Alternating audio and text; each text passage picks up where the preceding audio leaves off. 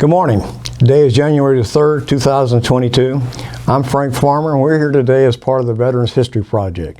Today, our guest is Mr. Michael McKeown. Mr. McKeown is a veteran of Desert Storm, and we're here today to talk about his experience during that period of time. So, Mr. McKeown, thank you very much for being here today, and thank you in advance for your service. Well, thank you for having me, Frank.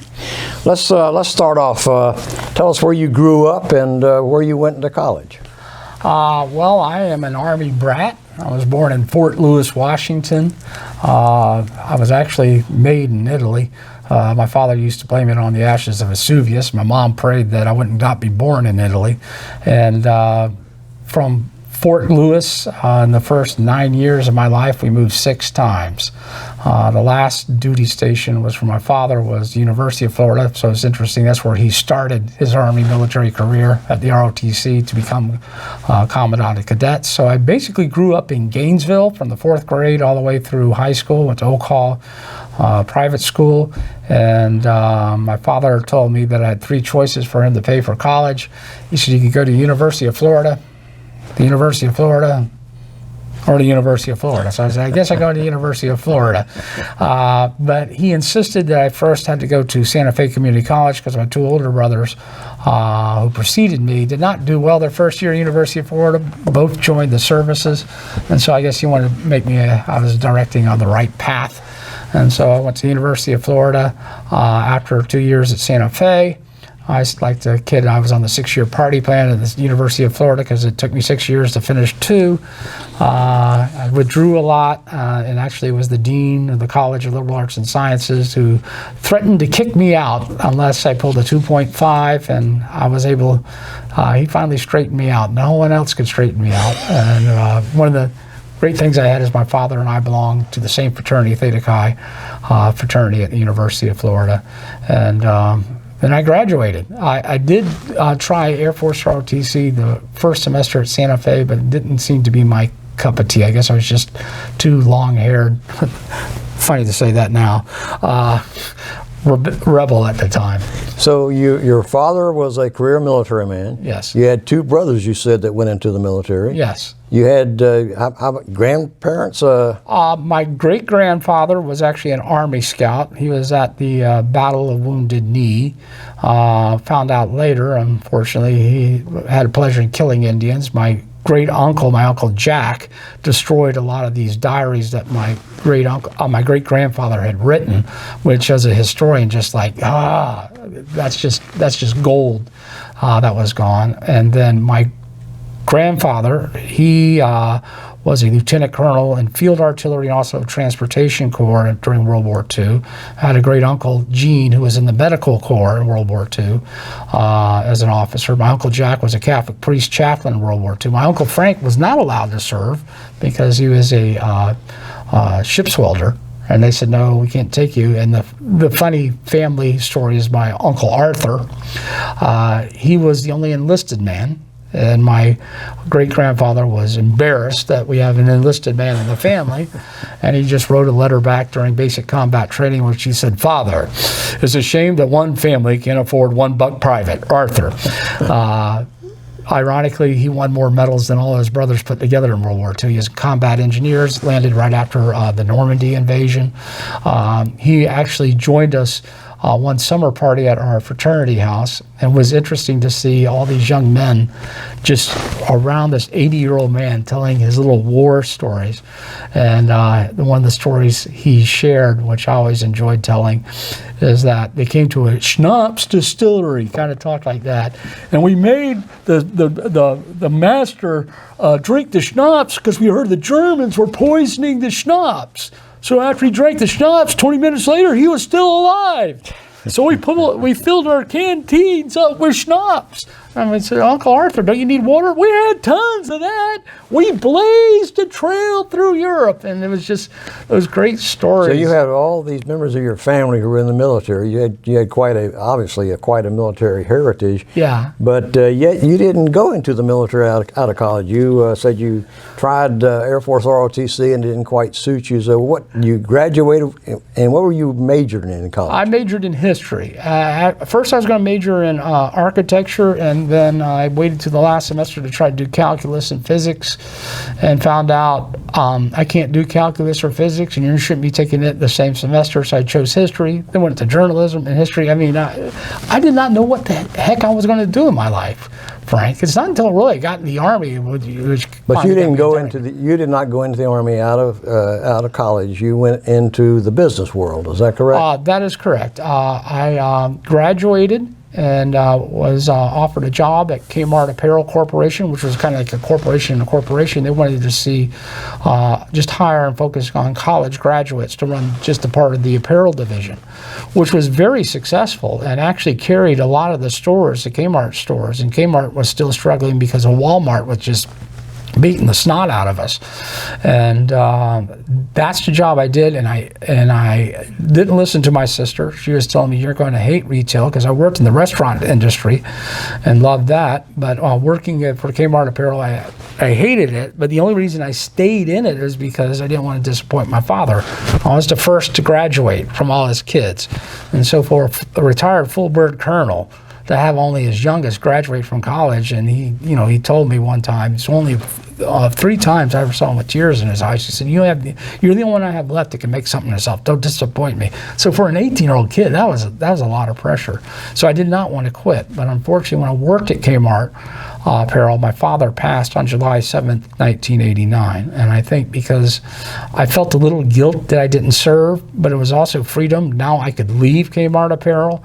And unfortunately, I lost my father and my grandmother, who was my mother's mother, within 7 days of each other. And when I had my halfway review in that July, the district manager told me, you just got to get over the death of your father and grandmother, and moved on. And that's it, I'm done.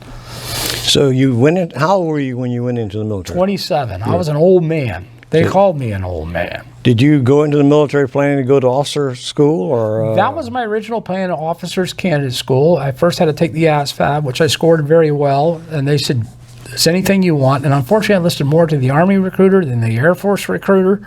The Army recruiter was saying, well, if you get into combat arms, then you apply then, and then once you apply then it'll be easier to get in, where the Air Force was probably more than likely, oh yeah, we could get you straight into OCS. But and I wasn't listening to that, unfortunately. But when I was and that's when I decided, okay, I'm going to go in the Army. Originally, I was planning to go into intelligence for the language school. Funny to say that, because I had struggled with foreign language at the University of Florida. That was the main component in order to graduate. But listening to probably spending 18 months in Monterey, California, that's pretty nice to me. But my hearing, I did not pass the initial hearing test, because you have to have acute hearing, because you're supposed to be listening to those languages. And then I ended up looking at, combat arms. I've always been interested in field artillery and cannons, and it came down to 2 choices. One was what they call the cannon cocker, which is a 13 Bravo, or the other one was a new system, relatively new. It was only about 5 or 6 years old, which was the multiple launch rocket systems. And I said, I'll take that. So you went through, where did you go through basic training? I went through basic training. I was delayed into October 1989 through about, I want to say, February. When I initially got there, you had to do 10 push-ups to go into basic training. Unfortunately, I couldn't do 10 push-ups. I couldn't figure, it just flabbergasted me. They sent me to what was called a fat farm, and so for 2 weeks, all I did was just do push-ups, sit-ups. It was just PT every single day, except Sunday was off, until I could do 20 correct push-ups. And when we were there was this kid named Martin, and he didn't like to be in the Army. And he finally got what was called the black helmet of shame. He thought it was a badge of courage. He was finally getting out. And interesting enough, there was a black soldier that was sent there who I became really close with during basic training. He couldn't do 10 push-ups. I'm like, you're in physically good shape. And so we both passed the 20 push-ups when we went to our basic training. And actually that ended up being a blessing, because we saw what the Army was basically about before other people who jump in with both feet. We knew how to set up our locker, how our bed should be made, how to address officers and military military courtesies. So we had kind of like a leg up. And then 3 days later, after basic training started, here came Martin. Or Martin, what are you doing here? You're supposed to bolo out. He said, don't trick me. I'm like, how did they trick you? Drill sergeant said, Martin, you know, I know you're out of the Army, but I bet you $20 you couldn't even do more than 20 push-ups in your life, depending on it. And what happened? I dropped down and gave him 25. He said, you're going to basic. So after basic, you were sent to the Fort Sill, is that correct? Yes, Fort Sill. I was allowed to choose where I wanted to go to basic training. It was either Fort Bliss, Texas, or Fort Sill. I thought, well, I would like to have variety, so I go to Fort Bliss and basic training in Fort Bliss. Most of what I did training with was guys who were going into the medical corps. And they all thought they were just going to work at hospitals, so it was kind of hysterical to find out that they're going to be following infantry units. Now, at Fort Sill, you were trained, you said, as part of a crew of a rocket launcher unit. Is that correct? Well, that's part of it. Multiple launch rocket system, you are trained to do two jobs, primary jobs. One was to work in the launcher, and what you learn to drive the launcher, do the maintenance and checks on the launcher, also do the maintenance on the electrical and the fire control system. That was the CR8 school after AIT, which I went to, and be a gunner on how to fire the rockets. The other part was being the ammo delivery drivers for the HEMATs. So those are the two primary jobs you get to go into. Now, as part of a rocket launcher crew, how many members made up a rocket launcher crew? There are three members. You have the driver, you have the gunner, and then you have the section chief. Okay. The driver's personal responsibility is to drive the vehicle. The gunner does really a lot of the work because he has to make sure the fire control panel is calibrated correctly in order so it will be more accurate to fire the rockets. That person, the gunner, sits right in the middle. There's three people in a row in the spill. The spill is actually the same body chassis as a Bradley fighting vehicle. And then the section chief, he's the person that is mostly in charge and usually does a lot of the communication, vocal communication on the radio, but a lot of communication could also have been done on the fire control panel in what we call texting today. Now tell us about the ordnance makeup of a rocket launcher. How many pods are in it? What does each rocket carry? Those things. All right, there are 2 pods per rocket launcher, and each will either carry 6 rockets. An M26 rocket that carries about 644 basically hand grenades. These are about almost the size of my fist, and then there's a long ribbon. So the way it works is the rocket will go over the target area. It'll explode, and these grenades are encased in styrofoam, and then they will just all come out. So there are 3 launchers to a platoon, 9 launchers to a battery. So each launcher for those rockets could take out what's called a grid square, or we like to call in artillery the finger of God, because if you point your finger on a map, it's almost similar to a 1 kilometer grid square.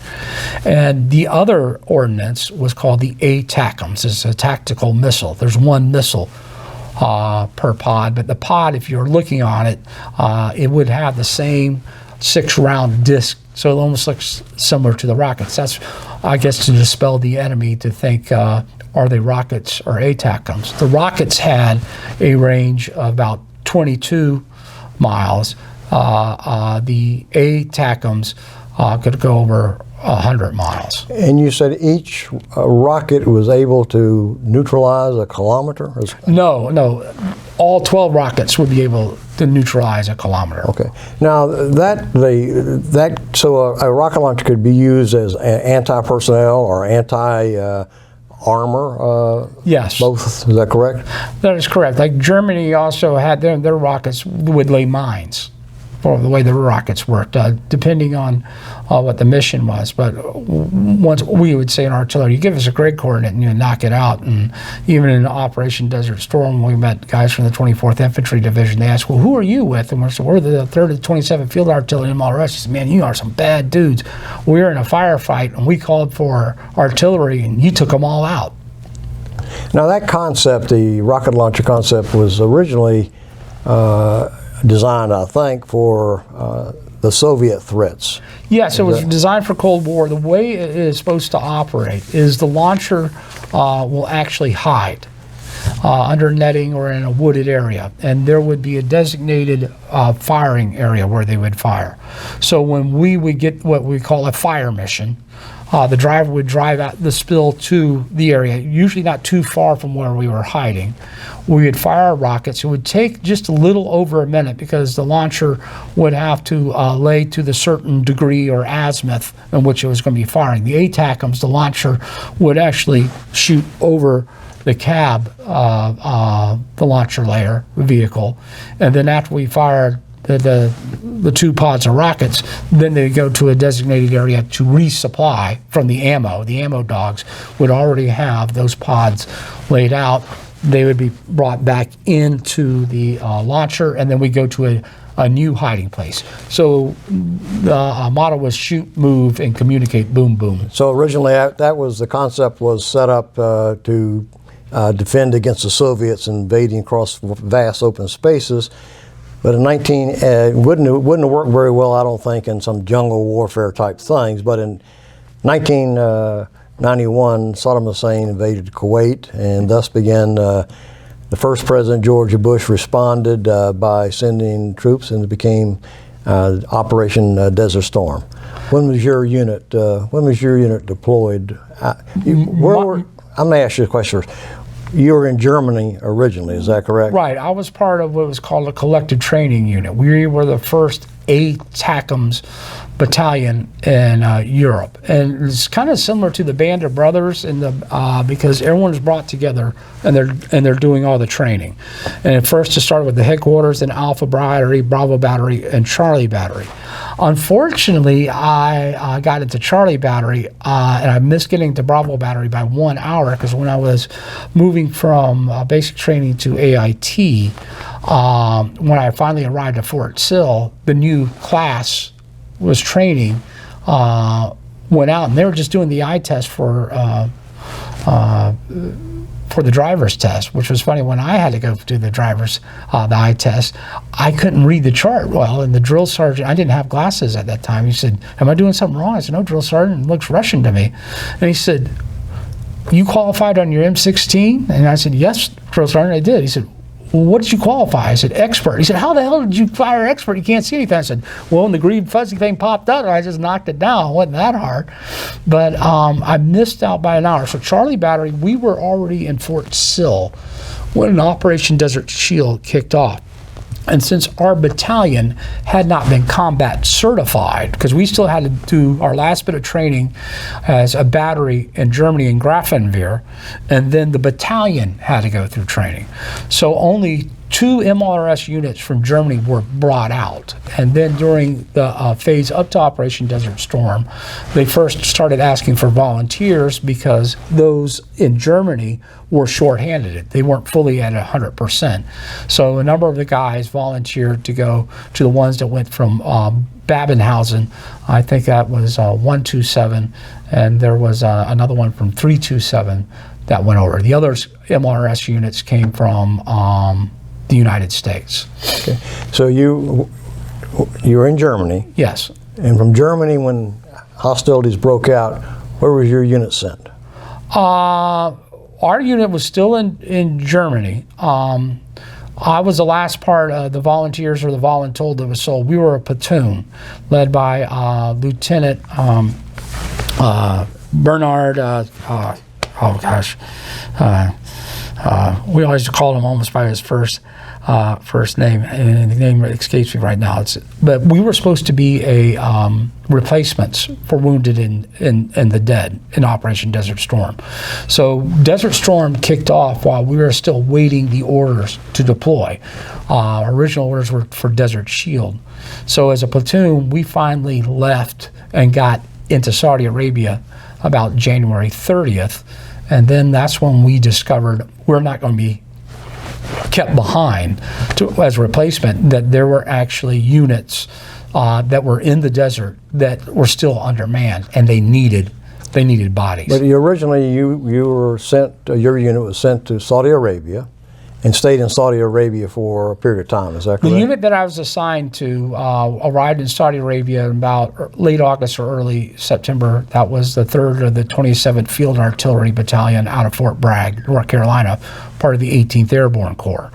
So they had been in the desert for a very long time by the time I arrived. By the time I arrived, they had actually moved. Originally, they were across the border of Kuwait, and this was part of what General Schwarzkopf called as the Hail Mary Pass. So we extended all the way to the far left, where our battalion would support the 24th Infantry Division and also the French. Now, what was your impression of Saudi Arabia, the Saudi Arabian Army, the treatment of women, the treatment of American troops? What was your impression? Well, I didn't meet any people from the Saudi Arabian Army. The women, they were all, covered, so I didn't get to see any of those women really until after the ground operations were over. We were back into Saudi Arabia, and actually after the ground war was over, we saw an American female soldier, and almost the entire battery turned and looked, because it's the first female we had seen in several months, or for those guys for a half a year. But the one experience I met with a Saudi Arabian civilian was after the ground war. He came over. We were all sitting in the Dussenauf. We had been cleaning up the vehicles, getting ready for them to get prepared to go back to the United States. And he was so thankful that we were there. He was a chicken farmer, and he said, I have these, it was like a tart. It was almost like a tortilla type of thing with spiced chicken in it. And no one wanted to eat it. And I said, I'll take one. Because I knew that in the Arab culture, to refuse a gift is very insulting to them. And they're looking at like, Mac, you going to eat that? I'm like, God didn't get me through a war to kill me with a damn chicken tart. And so it was hot, it was spicy, it tasted good, it wasn't a damn MRE. And they said, how is it? I said, oh man, it's delicious. And they all said, I'll have one. And a big grin came through his bearded face, and we ate all the tarts he made for us. So your unit moved from Saudi Arabia into Iraq with the advancing forces, is that? Yes, on February 24th, it was the first day of ground operations is when we advanced. When I was assigned to it, our battery commander, Captain Darrell Williams, who would end up becoming a major general, said, we're 10 kilometers from the Iraqi border. They don't know we're here. I'm like, how is that possible? And they didn't know we were there. So when the ground operation started, like I said earlier, it was almost like a field exercise. It was going so smoothly. Our first operation was called Operation Orange, where we were supposed to knock out 2 Iraqi airfields that were defended by 2,000 Iraqi soldiers, 10 tanks, and we obliterated it. And when we did our fire mission, our battery commander called in. He said, ask for a battle damage assessment. And the recall back on the radio we heard, can you say destroyed? He said, can you elaborate? He said, Iraqi soldiers dead in the open and in their foxholes. We basically almost wiped them off the map. Your unit was part of the left wing sweep that Rotc had planned to sweep around behind the Iraqi forces and trap them, and you were part of that. Your unit was part of that, traveling across pretty vast open spaces. Is that correct? Yes, we had, according to the history of the 1st of the 27th Field Artillery, our battalion which I was part of Bravo Battery, we destroyed 40 Iraqi battalions and within little of 5 minutes. The massive scale of destructive power of multiple launch rocket system, to give you an idea, one battery is equal to 30 battalion cannon battalions, the same firepower. And what would take us 10 minutes to destroy, it would take them several hours. Now, what was your impression of the Iraqi soldiers and their ability to fight? I actually felt kind of sorry for them because a lot of them were just conscripts. They were just, dragged into the army. They didn't want to be there. Obviously, they did not want to be there because they surrendered so quickly. When some Iraqis that we captured, when we first fired upon them, they at first cheered because they heard the rocket explode. They thought we missed the target.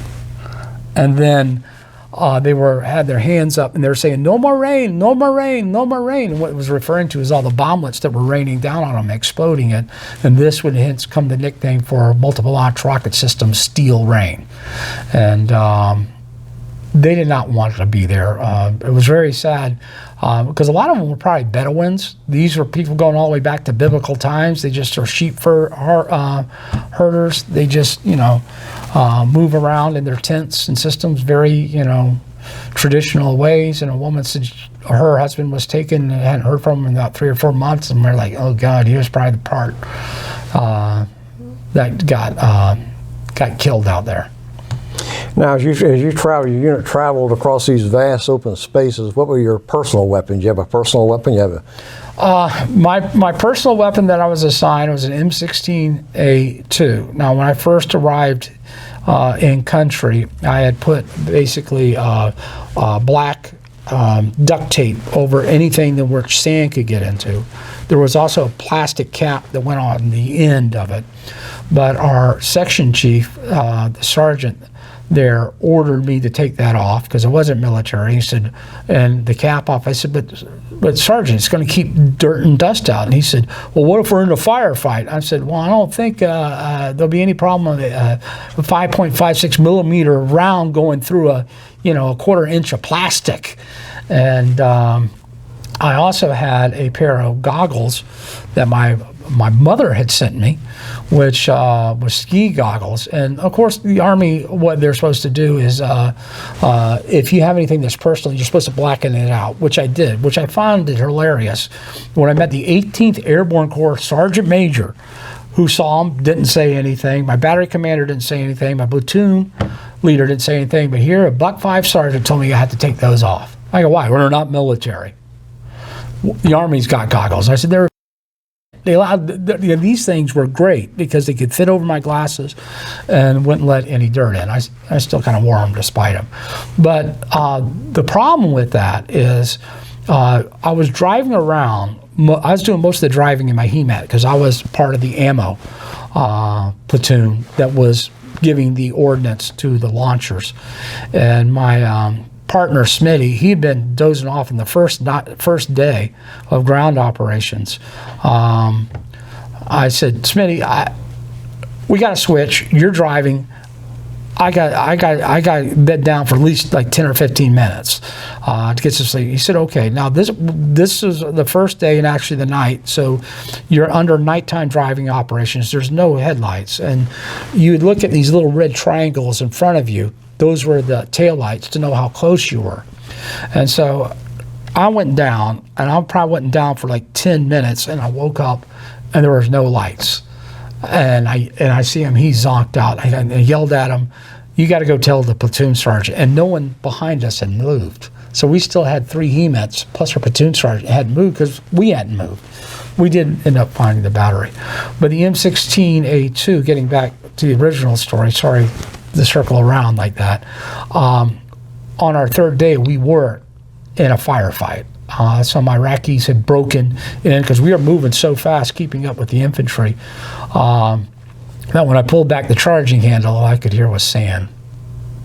And I had a hard time trying to load around. And meanwhile, you're hearing bullets going out that take like bees. I wasn't scared. I was just at Samuel Colt for making a infantryman's weapon that wasn't really subservient for desert type conditions. And when I finally got around I went completely into training, saw an Iraqi soldier, and I was aiming dead center mass right at his chest, breathing, squeezing the trigger when I hear ceasefire. And I heard ceasefire, and I looked up, and I never saw his hands were up. I was just focused on his chest, and I'm glad that happened, because if I shot it, I would have killed him. I know I would have killed him. Did any of your crew suffer any casualties during that time? No crew suffered casualties. We administered a lot of casualties. We actually went and tended the Iraqis we had just had the firefight with, doing whatever we could. But there was, I think it was more of a rumor, because after the war there was danger of unexploded ordnance, and unfortunately the MLRS had a 5% dud rate. So this is unexploded ordnance. They said that a soldier from our battalion had picked one up and was throwing it up in the air, wanting to keep it, and it exploded and killed him. I don't think that's true. I think that was just part of giving the fear, don't touch the ordnance. But no one physically was injured. I can't say if they were not mentally injured, because to this day I'll never forget the smell of human flesh burning. Yeah, that must have been quite an experience. Now tell us about, people think the desert's hot, and it is hot. Yes. But it also can get very cold, doesn't it? It could get very, very cold, because when we were there in January and then in part of February, it got really cold, and it also rained, a mammoth rainstorm. And one time when I had to pull guard duty, these guys from North Carolina saw me in this big, heavy winter parka. It had a fuzzy hat. I got it in my bag there, and probably for the still pictures to see. And I was wearing that. I was toasty warm. They said, "How do you get that?" I said, "I was in Germany." So we brought all our gear from Germany, and a lot of that gear, of course, is for winter type gear. So we had Arctic sleeping bags and things of that nature. Do you have any idea of the temperature that it could get at night in the desert? At night, it could get below freezing. Really? Yeah. And during the day? It could get up to 60s or 70s. During the ground war, it was probably around 70, 80 degrees, but you're wearing your uniform. You got your you had to wear your chemical mop suit the entire time, plus what we call the Mickey Mouse boots, which were actually wet weather boots, but worked better as chemical boots. And then on top of that, you're wearing your Kevlar flak vest, and the helmet carrying 180 rounds of ammunition, 2 full canteens of water. So you're very low down. So you get really hot, especially the operation I'm doing, because you have to climb up and down on the HEMAT in order to download the rocket pods for the spills to fire during fire missions. Now you mentioned you were in your mop suit. That was for in case of a poison gas or a chemical attack. Were you exposed to any? Was your unit or any other units exposed to any poison? I wasn't, but what really surprised me, because after the war was the controversy, was called the Gulf War syndrome. And when I was hearing about the problems that some soldiers face with the Gulf War syndrome, and initially what they were going through, I was like, that's the first thing you learned in basic training, is the effects of nerve agent. I don't know if it was the Iraqis used it. I think it was more like our ordnance, when they'd say, "Don't go over there, we're exploding Iraqi ordnance." They probably had some canisters, artillery canisters filled with nerve agent, and exploded, and that probably affected, unfortunately, some soldiers, because how else could they, like for example, a company that were like National Guard all suffer from like cancer or something of that nature. So, but we did have atropine injectors that were also given to us for our gas mask, and the gas mask actually makes a good pillow, but you're always worried, like, okay, I don't want to get near that atropine injector and have that thing stab me in the face while I'm taking that. Now we talked a little bit about your equipment. When your unit was on the move like that, what were your rations? Our rations were all MREs. Even when we were waiting for the ground war, it was basically MREs. Sometimes we would get a hot meal, but not during the ground war operations or after we were still in Iraq. waiting orders to leave Iraq. It was all MREs. So it was breakfast, lunch, and dinner. We called it, MRE stood for Meals Refused by Ethiopians because they were god-awful. I actually found... the military term for MREs are meals ready to eat. Right. Yeah, well, obviously that was a person that did not eat them. Favorite was probably spaghetti, because you can't really screw up spaghetti, because even spaghetti tastes good cold. And it was difficult. We didn't have any heating elements. And unfortunately, we didn't have, and I just thought about this the other night, we didn't have a mess kit at all. So we could probably use that mess kit to probably heat it up. And the worst was called Chicken a la King. We called Satan in a bag, because it was just god-awful nasty. There was a ham and cheese omelet that didn't taste like ham and... Was that the worst, in your opinion, of the... Yeah, the Chicken a la King was the worst. Although I saw two soldiers, it was like a chocolate chip cookie cake. It was about this big. And a guy didn't want to eat it, and two soldiers wanted it. This was before ground operations. He said, "You two wrestle for it." And they wrestled for 15 minutes just to eat that, so that wasn't too bad. But we were given, each was given a package of Louisiana hot sauce. If it wasn't for that, I'd have died of malnutrition, Frank. Is there any way you could, did y'all find any way to warm up or to heat up? You said there were no heating elements. The only way you could possibly heat it up is you just threw it on the top of your dashboard of your HEMET and let the sun heat it up as best you could. We could have hot coffee every morning, but that took the canteen cup, and you just poured water in it. And we figured out if you take a diesel can full of Coca-Cola, you had to first make a paper wick, because diesel has to get hot before it burns.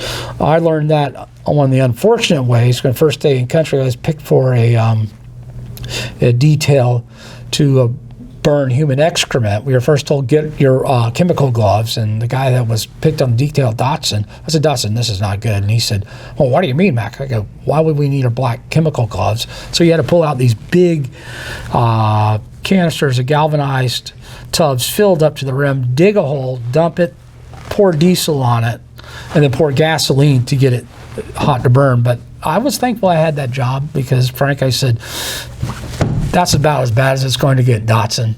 We should thank God. We got this detail. But I could heat up my coffee every morning, and also use the hot water to shave, because you had to have a clean shaven face, because you did not want to have any whiskers, because in case of a gas attack, you want to make sure that that mask is going to fit your face perfectly. That was the thing I think most of us soldiers in Desert Storm were terrified about, was a gas attack, because Saddam Hussein had used it in the previous war. Yes, he used it against his population. He used it against the Kurds. He'd used it on multiple occasions prior to that. But the Iraqi army collapsed pretty fast when the Americans went in there. Yeah, they collapsed very fast. They surrendered very fast. The first day or the second day, I want to say, of ground operations, we were collecting POWs. But that was taking too much time. We didn't have enough time. We got to keep moving, and we just told them, you just hold up that white piece of paper, just hold it up, and we pointed north. Just start walking. So every time we would drive, we would see probably almost a company to battalion-size Iraqi soldiers. They had no weapons on them, and when they saw us, they put their hands up and they held up the white papers. We just keep going north. So they were surrendering in the hundreds. In the hundreds. The first group we surrendered, a guy could speak perfect English. He came from the United States. He said, "Unfortunately, I was here visiting my family when that idiot Saddam Hussein invaded Kuwait. Next thing I know, I'm an officer in the Iraqi army." So that was a bad situation to be in at that particular time. I used to have the grid coordinate where we buried all their AK-47s. We weren't allowed to take those back. We couldn't take any kind of weapons or knives back. So we got a helmet, and me being a typical private first-class smartass, and our battery commander told us, "We can't take any of these ordinances back," and things like that, and I raised my hand. He said, "Yes, PSC McKeown. Why am I towing a Soviet howitzer behind my HEMAT?" That's totally different. So we were towing, after the ground war, we go out and scout and find Soviet weapons that weren't damaged. and we towed those back. Those were sent back to the United States to be basically trophy pieces that would be displayed in front of the batteries and the battalions in the United States. Now, how long was your unit in Iraq during this? The unit I was assigned was there probably from September, probably up through April, May. Some volunteered to stay behind to get the equipment all the way back to the United States. When I originally was assigned that, I had a bad attitude. I don't know if I wanted to go back to Germany or not. I did not like the battery I was assigned to, Charlie Battery. And I made mention to them that, yeah, I'd be interested in going back with you. And then these guys were gung-ho, airborne mentality. They still did, daily inspections. We didn't do that in Germany. They had a thing, it was a program called Single Soldier Initiative. I said, oh, the hell with that. I'll go back to Germany. I didn't want to, you'd lose a pass if there was a scrape on the floor. So when they asked for volunteers to stay behind and clean the equipment, I'm like, nope, I don't want to go back to Germany. So our original unit of the platoon finally got back together. It was a very close unit. Before we were first separated, I was the comedian, so every night in the big tent which we were in before we got our individual orders, all the guys would shine a flashlight on me and have me tell jokes. Mostly they were Irish jokes and things of this nature. So you came back to the States, then you got out of the military, is that correct? I went back to Germany. And was assigned to later on Alpha Battery, and then came back to the States. My last duty station was Fort Sill, where I earned the rank of sergeant, graduated as a honor graduate at PLDC, and I was finally able to really do my job there. I was a gunner, and received an Army Commendation Medal for getting the unit deployed. And when we were actually in the desert, our battery commander, Mohammed Merchant, came up and said, Sergeant McKeown, what are you doing? I said, I'm teaching this private how to dig a fighting position, because in Operation Desert Storm, I took all what I learned, what we did in Operation Desert Storm, used it to train soldiers to dig one for himself and then dig one for the section chief. And thank God the captain didn't tell who this came from. He ordered everyone in the battery to start digging fighting positions in the National Training Center.